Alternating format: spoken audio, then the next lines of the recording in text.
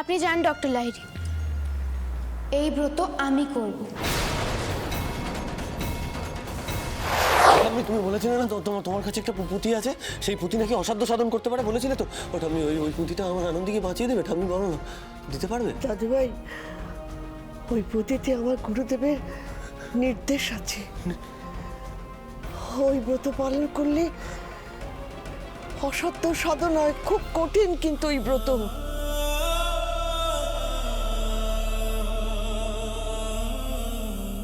এর জন্য এত বড় পরীক্ষা নিলে? আনন্দী তোমাকে শুধু মা বলে ডাকে না, ও তোমাকে মা মনে করে। তার জীবনে এত বড় দুর্ভোগ।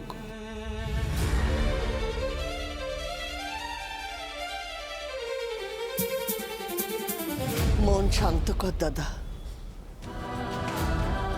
যে মেয়েটা হাতে জ্বলন্ত প্রদীপ নিয়ে মায়ের কাছে তোর প্রাণ ভিক্ষা চেয়েছিল, আজ সেই মেয়ের জন্য তুই এইটুকু তো করতেই পারিস দাদু ভাই।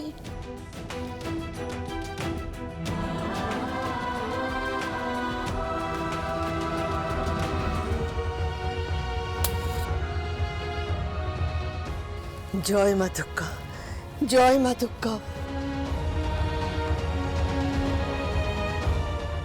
আমি তোমাকে কোনোদিন বিশ্বাস করিনি। তোমার উপর আমার বিশ্বাস যে ফিরিয়েছে এসে আনন্দী, আমার বিশ্বাস তুমি ভাঙতে দিও না। এই ব্রত করার পর আনন্দী সুস্থ হবেই, এই বিশ্বাস নিয়ে আমি ব্রত শুরু করছি। খালি হাতে ফিরিও না তুমি আমায়।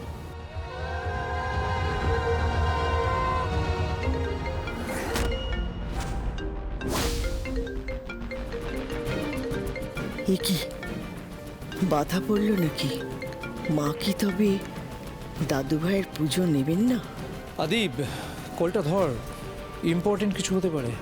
বাচক ফোন। তুই ব্রত বন্ধ করিস না, ব্রত কর দাদু ভাই। এই ব্রতর মাঝখানে তুই কোনো বাধা আসতে দিস না। যা অবস্থা দেখে এসেছি তাতে কিছু একটা হয়ে যেতেই পারে। এগুলো কি বলছেন আপনি? এই আনন্দীর কিছু হতে পারে না।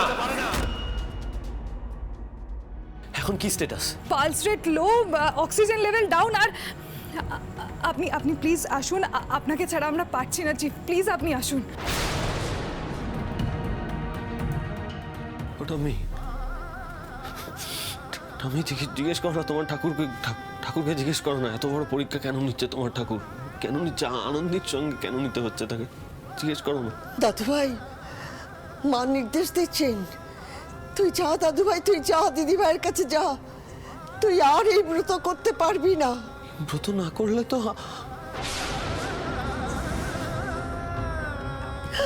আমাদের হাতে তো কিচ্ছু নেই দাদু ভাই।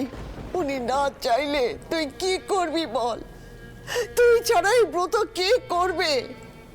আমার তো আর সে ক্ষমতা নেই দাদা। এই ব্রত আনন্দী ম্যাডামের জন্য কারা পালন করতে পারে? যে আনন্দীকে ভালোবাসে সেই এই ব্রত পালন করতে পারবে, কিন্তু আমি তো শারীরিকভাবে অক্ষম দিদি।